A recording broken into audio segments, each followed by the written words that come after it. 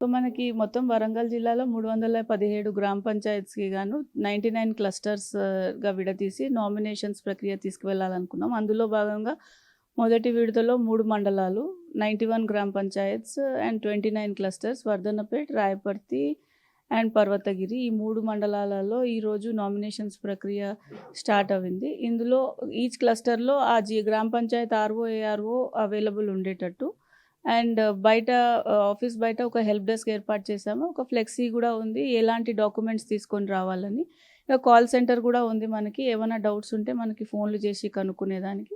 Other norms of the elections like 100 metres distance, no mobile phone and ముగ్గురిని లోపలికిచ్చేది, videography ఇవన్నీ ప్లేస్‌లో ఉన్నాయి.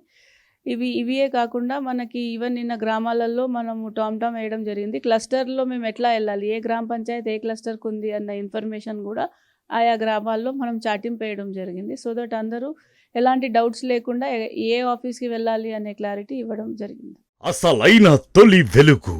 ఫాలో వాట్సాప్ @తొలి వెలుగు అఫీషియల్.